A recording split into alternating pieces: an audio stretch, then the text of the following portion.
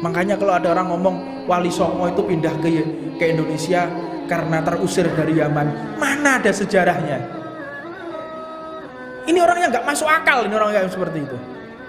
Di Yaman terusir karena tanahnya tandus, lalu pindah ke Indonesia. Oh tidak, tidak seperti itu para pendakwahnya Rasulullah Shallallahu Alaihi Wasallam. Mereka itu bukan money oriented, orientasinya bukan duit, orientasinya bukan kedudukan, orientasinya para pendakwah itu bukan menikmati fasilitas. Mereka lillahi ta'ala berjuang di jalan Allah subhanahu wa ta'ala.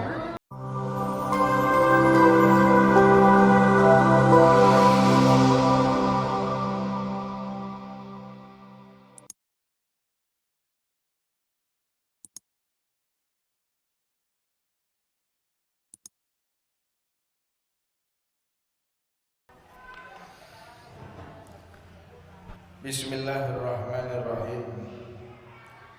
Qala radhiyallahu ta'ala anhu wa nafa'ana Allah bihi wa bi'ulumihi fi daraini amin ya rabbal alamin.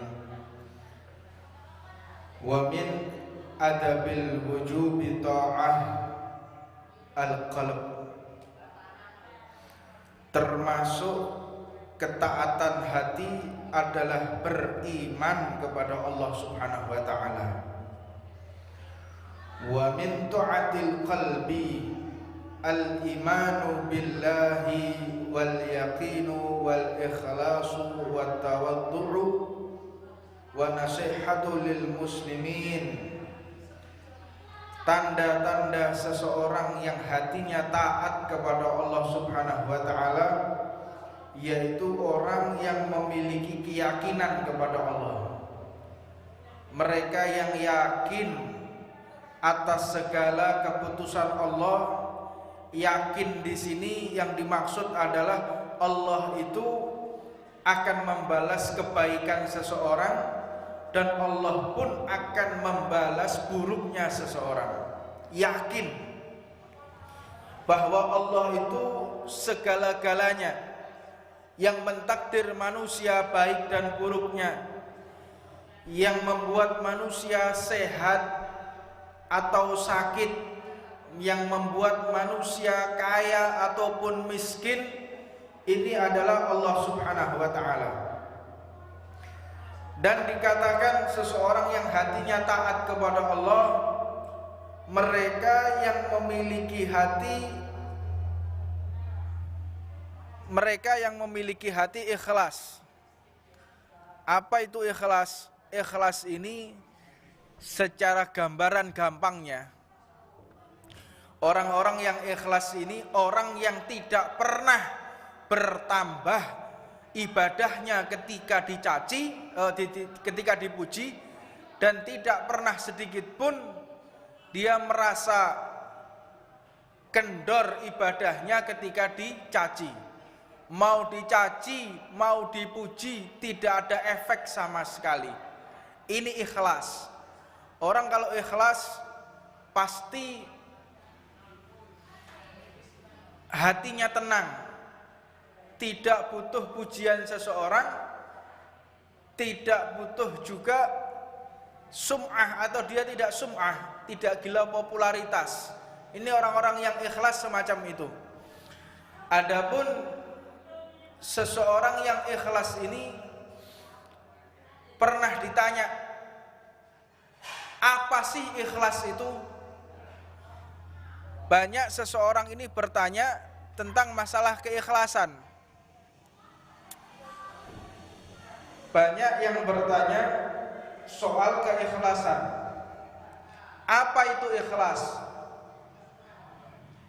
Sahabat pernah ditanya oleh tabi'in. Tabi'in ini adalah generasi setelah sahabat Nabi Muhammad. Coba cetek nol lagi dua-duanya. Cetek nol lagi dua-duanya. Jadi seseorang itu dituntut oleh Allah untuk ikhlas. Apa sih ikhlas itu? Apa sih ikhlas itu? Ikhlas ini pernah ditanyakan kepada seorang tabi'in, yaitu generasi setelah sahabat. Ikhlas itu apa sih? Aku pernah bertanya ikhlas.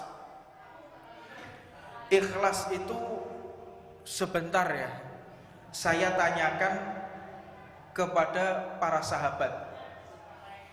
Sehingga para tabi'in itu ditanya oleh para sahabat, apa itu ikhlas? Sehingga para tabi'in bertanya, ikhlas, apa tuh ikhlas itu? Sebentar ya, aku akan tanyakan kepada Nabi Muhammad SAW. Jadi tabi'in tidak bisa menjawab apa itu ikhlas, sehingga ikhlas ditanyakan dengan para sahabat Nabi Muhammad. Ditanya apa itu ikhlas, maka para sahabat bertanya kepada Nabi Muhammad, sebentar, aku tanyakan apa itu ikhlas. Dan dijawab oleh Nabi Muhammad, ikhlas, apa itu ikhlas? Sebentar ya, aku tanyakan kepada malaikat Jibril, apa itu ikhlas?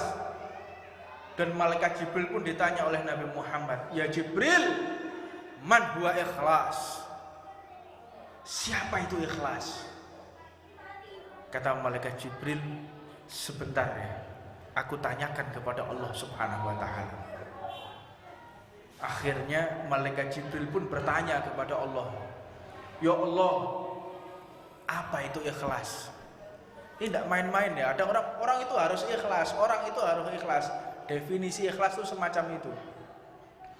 Tabi'in bertanya kepada sahabat, sahabat bertanya kepada Rasulullah, Rasulullah bertanya kepada malaikat Jibril, bertanya kepada malaikat Jibril, man huwa ikhlas? Apa itu ikhlas?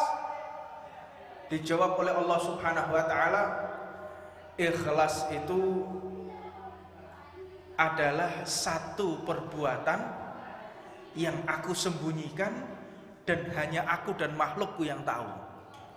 Jadi jawaban apa itu ikhlas, tidak ada satupun yang bisa mendefinisikan, karena itu adalah rahasianya Allah Subhanahu wa ta'ala. Jadi ikhlas itu rahasia Allah. Ikhlas itu tidak ada yang tahu. Ikhlas itu tidak ada makhluk yang dapat mendefinisikan daripada apa itu ikhlas.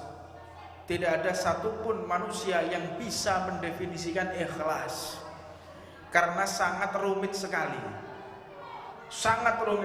ikhlas itu.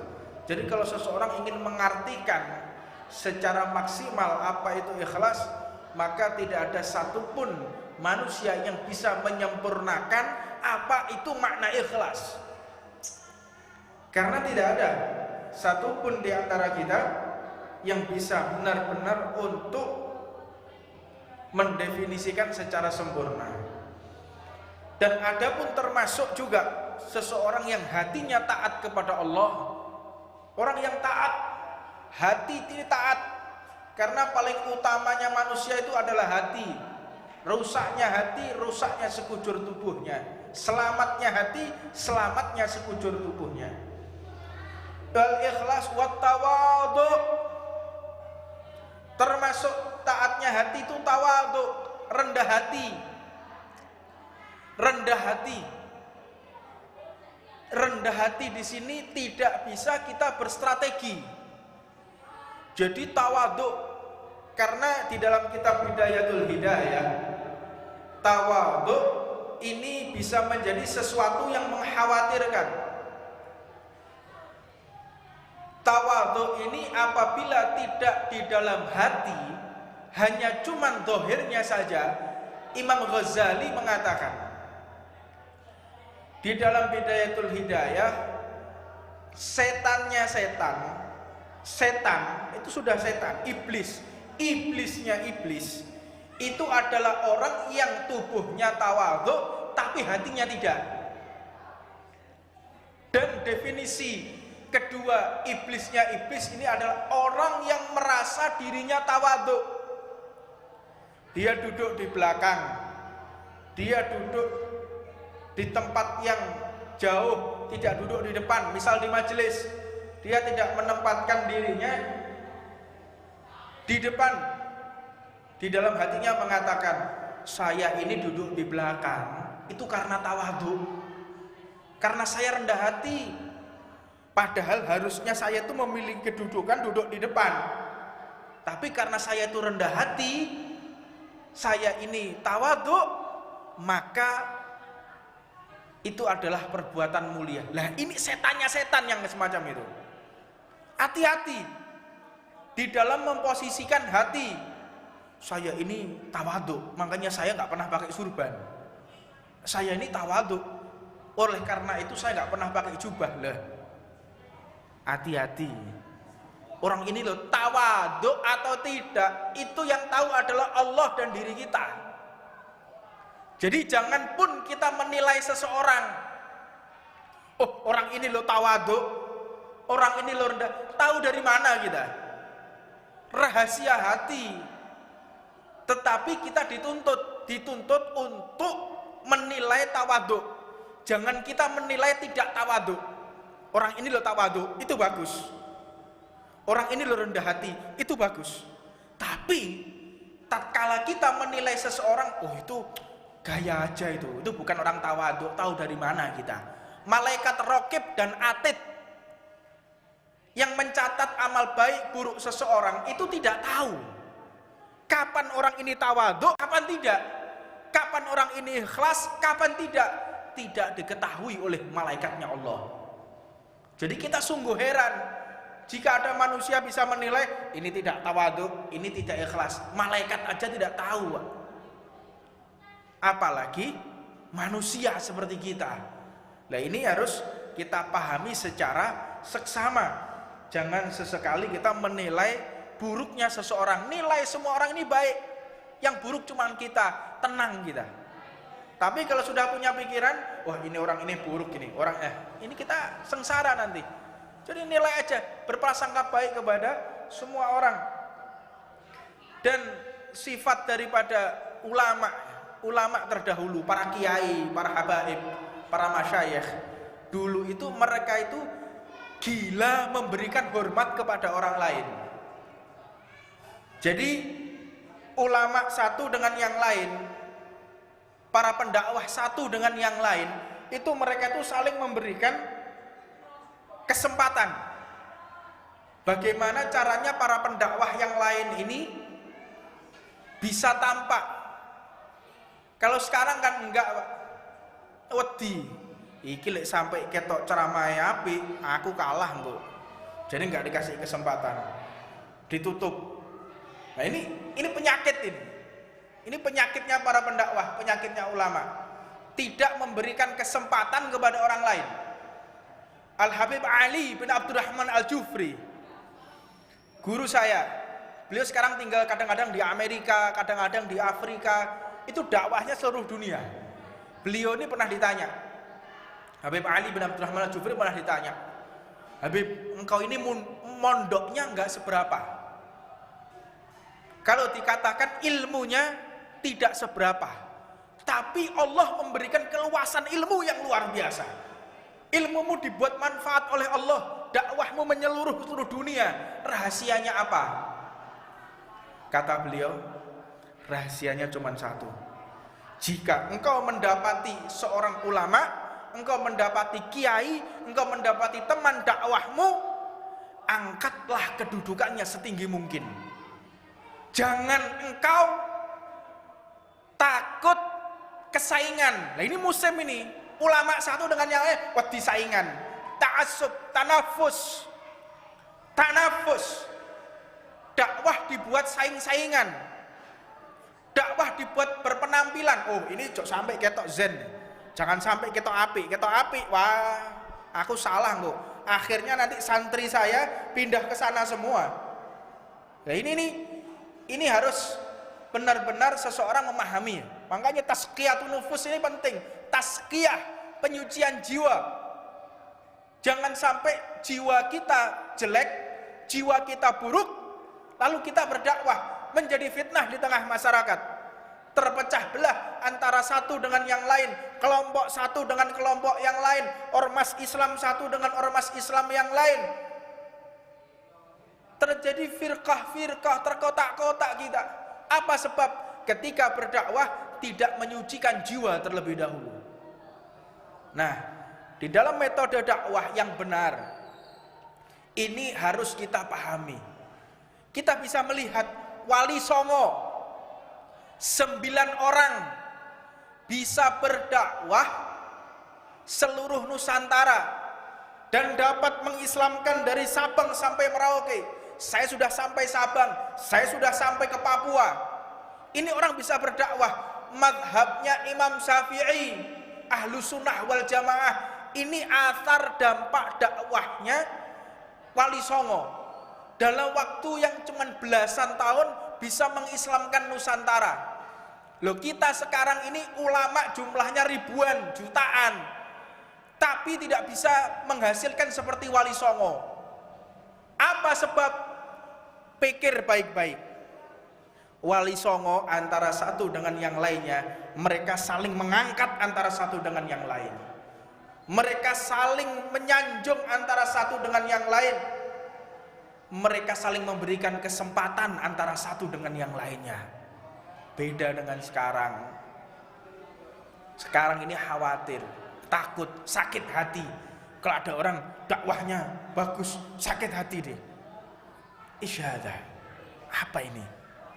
Ini bukan daripada ajaran Nabi Muhammad SAW.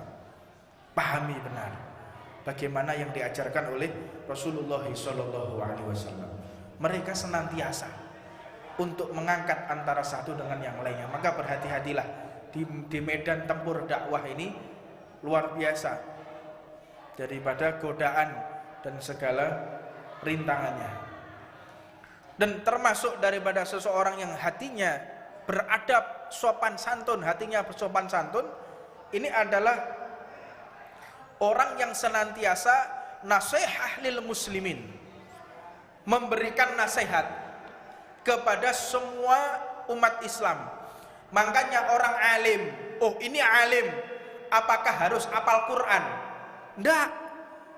Apakah ini orang alim, orang disebut orang alim itu apakah dia harus hafal Alfiyah, hafal Kutubus Sittah, harus hafal Ihya Ulumuddin, harus hafal Minhaj? Enggak seperti itu.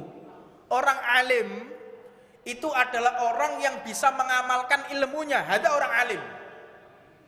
Dan orang alim ini adalah orang yang senantiasa menasehati seseorang jika orang tersebut melakukan kesalahan, melihat pelanggaran, melihat kesalahan, melihat kekeliruan, ini diluruskan. Itulah orang alim.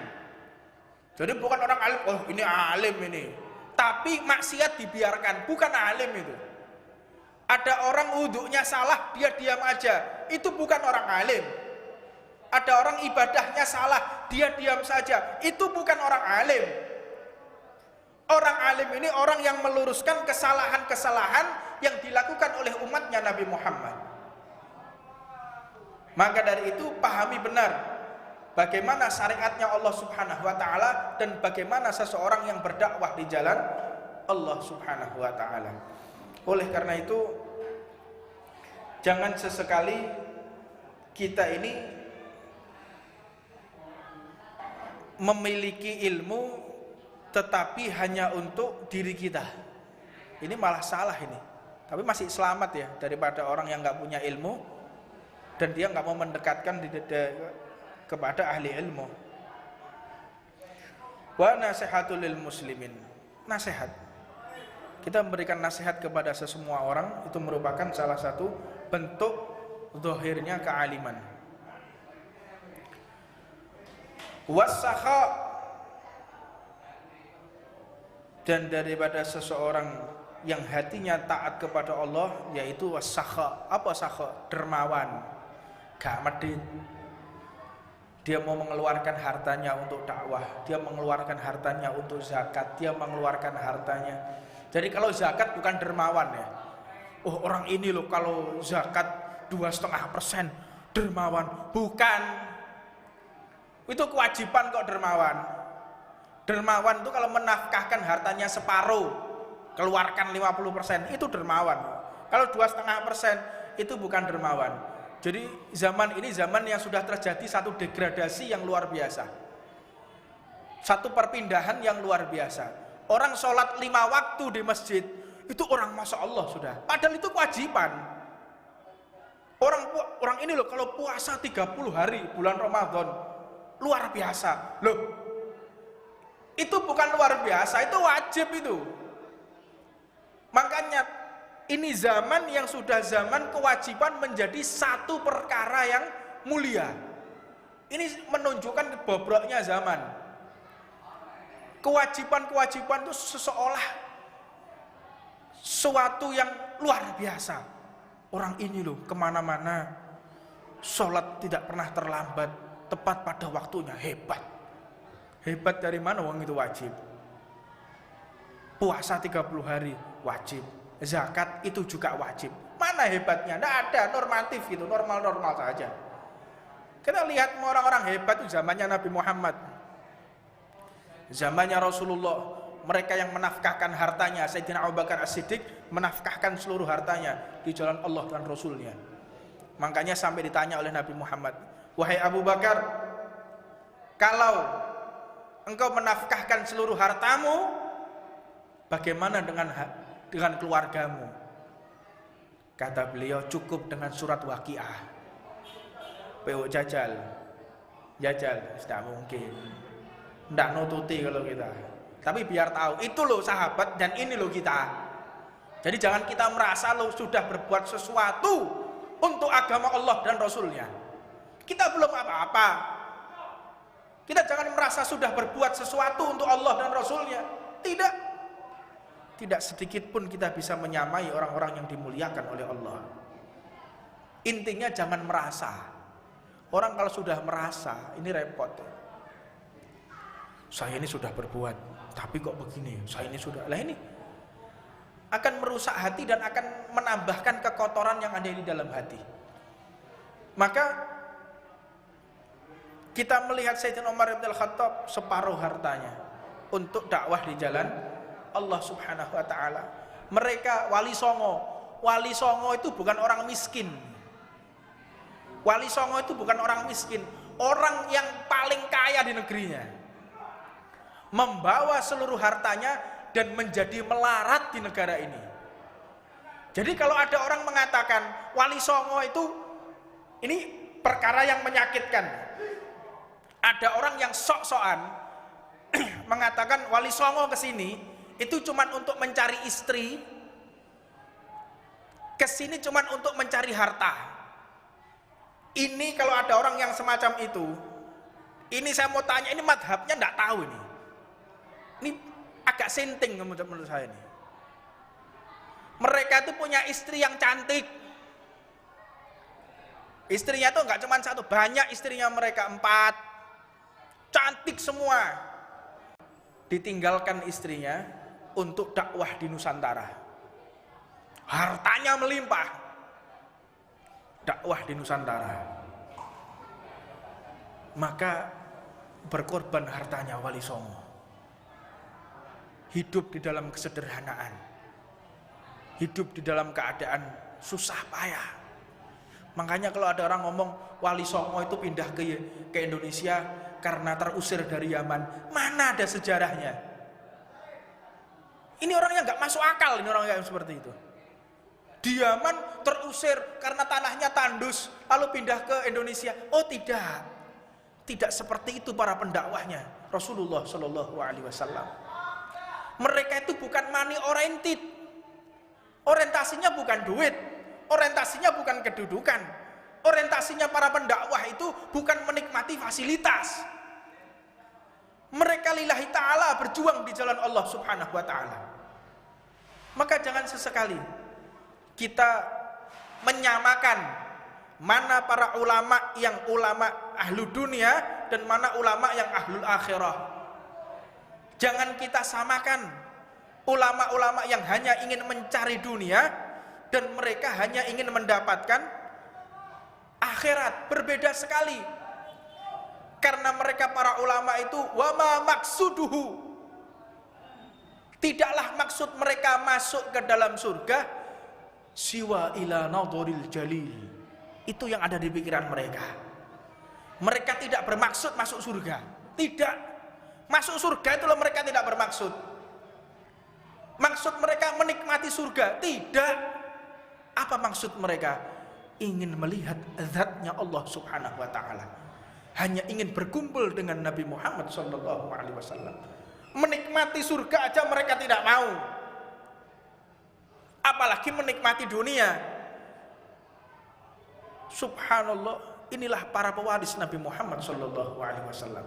Jadi harus benar-benar kita bedakan mana mereka yang ingin berdakwah mendapatkan dunia dan mana mereka yang ingin berdakwah hanya ingin mencari ridho Allah dan baginda Nabi Muhammad sallallahu alaihi wasallam. Makanya kalau kita melihat para ulama itu, lebih afdol aku masuk ke dalam neraka daripada sedetik pun di hatiku melupakan Allah dan Nabi Muhammad. Itu mereka kayak begitu. Lebih baik aku ini ditenggelamkan di api neraka daripada aku bermaksiat kepada Allah. Dan untuk apa aku masuk ke dalam surga tetapi karena aku mendapatkan kasih sayang setelah aku bermaksiat kepada Allah subhanahu wa ta'ala. Jadi mereka tuh kayak begitu, benar-benar menghargai surganya Allah, benar-benar menghargai ridhonya Allah subhanahu wa ta'ala. Jadi yang mereka kejar itu bukan dunia, yang mereka kejar itu bukan cuman fasilitas, kenikmatan dunia, nafsu dunia, bukan. Yang mereka kejar itu adalah ridhonya Allah subhanahu wa ta'ala. Dan dikatakan juga termasuk taatnya hati, hati yang taat itu adalah wal husnudzon, berprasangka baik, wa ta'zim, dan mengagungkan sya'airillah, mengagungkan segala syariat Allah. Itu orang yang taat, mengagungkan, tidak menganggap remeh syariat Allah subhanahu wa ta'ala, tidak menganggap enteng segala peraturan Allah. Paling diampuni, paling begini, tidak pernah menganggap enteng segala peraturan Allah subhanahu wa ta'ala. Wasyukru ala ni'amillah, termasuk taatnya hati ketika dia bersyukur atas segala nikmatnya Allah. Dan bersyukur itu bukan cuma dengan lisan, alhamdulillah, alhamdulillah, ini bersyukur. Tidak. Bersyukurnya mata, saya diberi mata yang sehat oleh Allah, saya bersyukur, alhamdulillah. Tidak. Bentuk syukurnya mata tatkala kita tidak menggunakan kedua mata kita untuk bermaksiat, itu namanya syukur. Syukurnya harta bukan cuma di lisan, tapi ketika kita mau mengeluarkan zakat, ketika kita mendistribusikan harta kita, menggunakan harta kita untuk taat, untuk umroh, untuk haji, untuk sedekah, ini adalah syukurnya harta. Dan ketika orang dikatakan tidak bersyukurnya harta, ketika menggunakan hartanya untuk berfoya-foya, untuk bermaksiat, ini tidak bersyukur. Ini syukur bukan tempatnya di lisan. Syukurnya anggota tubuh, tatkala anggota tubuh kita digunakan untuk setia kepada Allah dan taat atas segala perintah Allah subhanahu wa ta'ala. Ini termasuk daripada taatnya hati. Apa sih maknanya seseorang yang syukur itu? Kal Islam wa ta'ah wa sa'irin ni'am. Kita mengagungkan Islam. Mengagungkan Islam ini menjauhi segala larangan Allah dan melaksanakan segala perintah Allah. Wa sa'irillahi ni'am, dan semua nikmat kita wajib untuk bersyukur. Termasuk orang yang taatnya hati. Wasabru alal bala, dia sabar atas segala musibah. Tapi manusia ini bergelimpangan nikmat, tapi karena ada satu kesulitan, jutaan miliaran nikmat ini tidak tampak, miliaran triliunan di depannya dia nggak tampak karena satu kesulitan. Terkungkung dengan satu kesulitan. Misalnya dia ini sakit gigi, aduh sudah luar biasa. Satu sakit gigi tetapi sudah seolah-olah dapat musibah, dapat penyakit. Tidak dipikirkan sehatnya telinga, tidak dipikirkan sehatnya mata, tidak dipikirkan sehatnya tangan dan kaki. Ini manusia nggak begitu. Satu menemui satu kesulitan, seluruh nikmat Allah dihilangkan.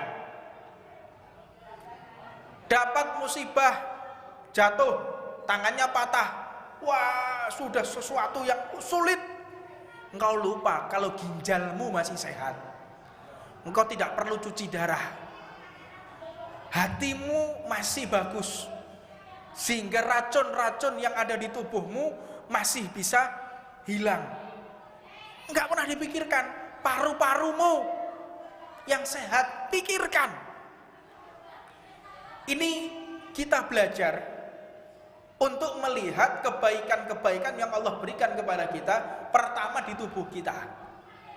Lihat baiknya Allah. Pembuluh darah lewat.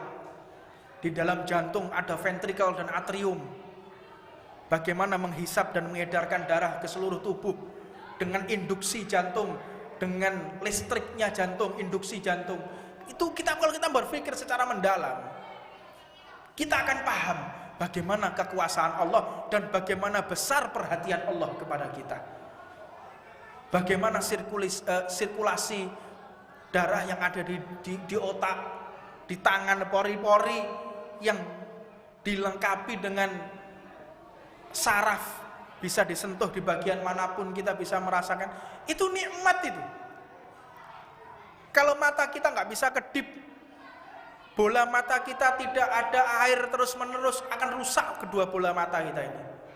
Kita lihat yang ada dalam tubuh kita, maka nikmat itu akan muncul. Makanya tafakkur fi sa'atin khairum min ibadah sanatin. Kita berpikir atas nikmat Allah, tafakur. Ini lebih afdal daripada orang yang beribadah selama 1 tahun. Kita sujud 1 tahun, sholat 1 tahun. Tidak sebanding dengan kita berpikir, merenung atas nikmat Allah yang diberikan kepada kita. Lihat, Allah berikan kenikmatan kepada kita. Allah berikan kesehatan kepada kita dengan kondisi bangsa Indonesia yang aman. Ini nikmat semua ini. Kita lihat saudara-saudara kita yang ada di Suriah, saudara-saudara kita yang ada di Palestina, yang ada di Irak. Adik mereka diperkosa, saudari-saudari mereka tidak aman. Lihat yang Allah berikan di negara kita, syukuri. Jangan kau gunakan negara kita yang kondusif ini untuk maksiat kepada Allah, sebelum kondisi yang kondusif ini dicabut oleh Allah. Makanya kalau ada orang berpikir kita jaga kondusif dengan kita kebinekaan, dengan bineka tunggal ika, itu bukan menjaga kondusifnya negara kita. Yang menjaga kondusifnya negara kita ketika tidak ada satupun bangsa Indonesia yang bermaksiat kepada Allah. Yang buat kondusif ini bukan keragaman, bineka tunggal ika. Apa ini? Keragaman. Dari mana Islam mengajarkan ketidakberagaman? Jangan mengajarkan orang Islam yang tidak keberagaman, tidak ada. Karena Islam itu yang mengajarkan bineka tunggal ika itu ya orang Islam. Mengajarkan bineka tunggal ika kepada orang Islam tidak. Tetapi jangan kita fokus kepada bineka tunggal ika, tidak. Tetapi lihatlah kemaksiatan yang ada di negara kita. Khususnya Tuban itu loh.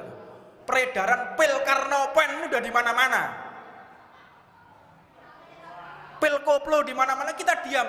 Yang jualan loh kita tahu tempatnya di mana. Tahu enggak yang jualan? Tahu kita. Tapi kenapa kita diam aja? Hati-hati loh. Kita mendiamkan kemaksiatan ini, Allah akan mencabut kenikmatan kondusifnya daerah kita. Jangan sesekali kita, oh itu bukan tugas kita, tugas aparat. Lah aparat ini mana bisa kuat kalau tidak kita dukung. Harus kita dukung, kita bantu. Aparatnya kita diam aja, aparat lagi menggerebek misal kita diam aja, acuh tak acuh, tidak. Berikan apresiasi, berikan selamat, berikan dukungan kepada beliau-beliau dari aparat kepolisian. Itu akan menambahkan semangat mereka. Mereka manusia kok. Mereka butuh dukungan. Mereka butuh sokongan dari kita. Enggak mungkin. Memang di dalam peraturan ADART-nya mungkin harus membasmi segala kemaksiatan, membasmi segala kemungkaran dan mengayomi masyarakat. Tapi kalau tidak ada dukungan dari umat Islam, mana mungkin bisa berjalan dengan maksimal? Tidak bisa. Nah dari itu Kita harus paham benar apa ini syariat, dan mudah-mudahan Allah Subhanahu wa taala memberikan pencerahan kepada kita dari syariat yang tuntunan dari Nabi Muhammad, bukan syariat yang dari Mbah Google ya. Banyak orang belajar dari Mbah Google, dari googling, dia lihat belajar, ini comot, ini dalil, ini comot, ini tidak ada gurunya. Akhirnya pemahaman yang radikal, pemahaman yang liberal, pemahaman yang keluar dari segala tata cara atau pemahaman yang telah dipahami oleh Nabi Muhammad dan para sahabat. Tidak. Makanya orang kalau belajar itu harus ada gurunya, tidak cukup dengan membaca buku. Wajib kita datang ke majelis taklim, wajib kita mendekatkan diri ke majelis taklim untuk menghilangkan kontaminasi yang ada di pikiran kita. Apalagi kalau kita melihat TV, yang TV konvensional, isinya nggak karu-karuan, memfitnah ini, memfitnah situ, adu domba sana, apalagi medsos sekarang, isinya cuma memfitnah, bongkar aib orang, menjelek-jelekkan orang.